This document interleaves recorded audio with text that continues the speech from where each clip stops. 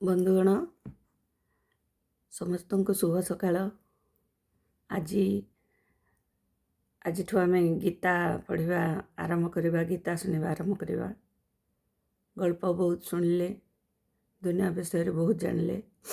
ଆଜି ଦୁନିଆରେ ଆମେ ଯେଉଁ କଥାଟା ଜାଣିବା ଉଚିତ, ସବୁଠୁ ପ୍ରଥମରେ ଜାଣିବା ଉଚିତ ଗୀତା, ତାରି ବିଷୟରେ ଜାଣିବା।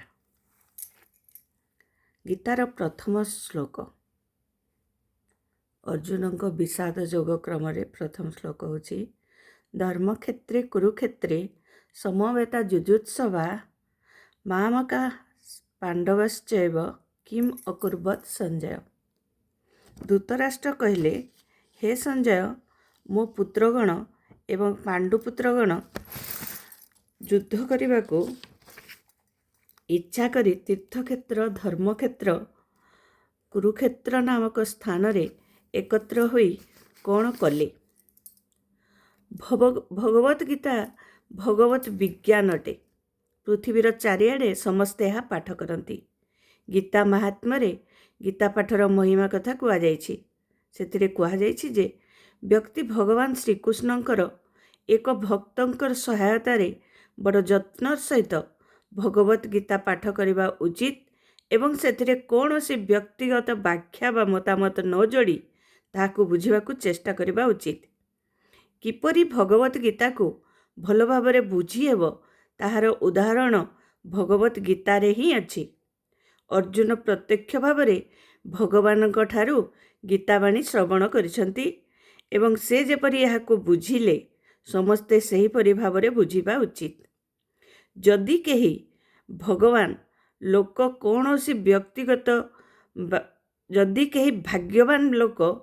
କୌଣସି ବ୍ୟକ୍ତିଗତ ବ୍ୟାଖ୍ୟା ଗ୍ରହଣ ନ କରି ଅର୍ଜୁନଙ୍କ ଭଳି ଗୁରୁ ପରମ୍ପରାରେ ଆସୁଥିବା ଗୁରୁଙ୍କ ଠାରୁ ଭଗବତ୍ ଗୀତା ବୁଝେ, ତାହେଲେ ସେ ସମସ୍ତ ବୈଦିକ ଜ୍ଞାନ ଏବଂ ପୃଥିବୀର ସମସ୍ତ ଶାସ୍ତ୍ର ଜ୍ଞାନକୁ ଟପିଯିବ।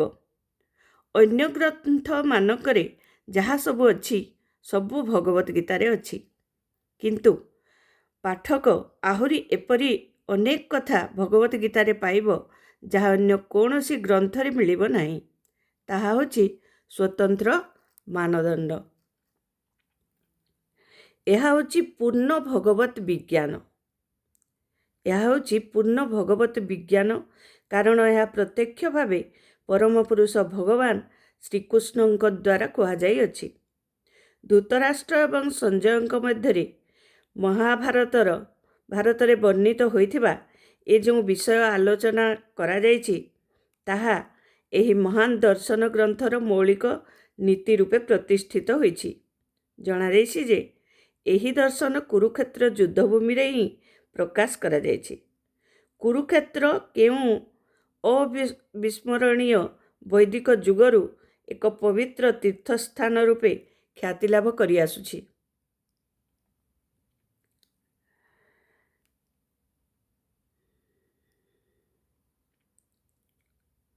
ଯେତେବେଳେ ଭଗବାନ ସ୍ୱୟଂ ଧରାଧାମରେ ଲୋକଶିକ୍ଷା ନିମିତ୍ତ ଉପସ୍ଥିତ ଥିଲେ, ସେତିକିବେଳେ ଏ ଦର୍ଶନ ଭଗବାନଙ୍କ ଦ୍ୱାରା ହିଁ କୁହାଯାଇଛି।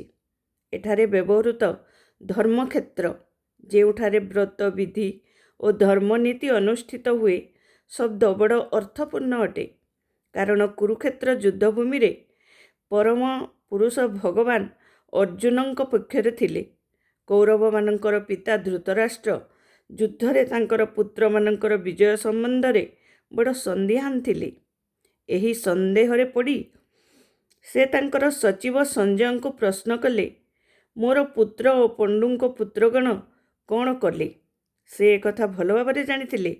ତାଙ୍କର ପୁତ୍ର ଏବଂ ତାଙ୍କର ସାନ ଭାଇ ପଣ୍ଡୁଙ୍କ ପୁତ୍ରଗଣ ଯୁଦ୍ଧ କରିବା ନିମିତ୍ତ ଦୃଢ଼ ନିଶ୍ଚିତ ହୋଇ କୁରୁକ୍ଷେତ୍ର ଯୁଦ୍ଧଭୂମିରେ ଏକତ୍ର ହୋଇଛନ୍ତି। ତଥାପି ତାଙ୍କର ପ୍ରଶ୍ନ ବଡ଼ ଗୁରୁତ୍ୱପୂର୍ଣ୍ଣ ଅଟେ।